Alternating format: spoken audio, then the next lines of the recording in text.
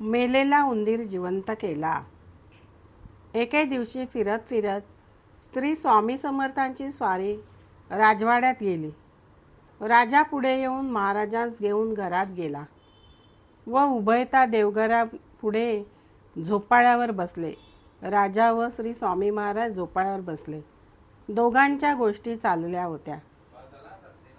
इकडे देवघरात पुजारी आप्पा सलप गंध उगाळीत होता. तेव्हा एक उंदीर येऊन निरांजनातील फुलवाती खाऊ लागला. त्याचकडे सलबाची नजर गेली. देवघरात उंदराचा त्रास झाला होता. नित्यनियमाने उंदीर वाती खाऊन जात असे. त्यामुळे आप्पास उंदराचा राग येऊन त्याने हातातील खोड मोठ्या जोराने उंदरावर फेकून मारले. त्याबरोबर उंदराचा ताबडतोब प्राण गेला.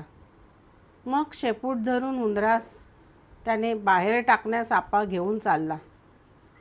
महाराजांनी उंदीर इकडे आणा म्हणून आप्पास आज्ञा केली.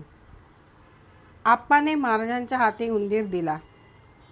त्यास घेऊन महाराजांनी त्याची झोपाळ्याच्या कड्यातून इकडून तिकडे तिकडून इकडे अशी 10-5 वेळा काढघाल केली. मग त्यास हातात घेऊन बच्चा जाव म्हणताच उंदीर सजीव होऊन ताडकन उडी मारून आपले बिळात पळून गेला. हा चमत्कार पाहून राजास महाराजांच्या अद्भुत शक्तीबद्दल मोठा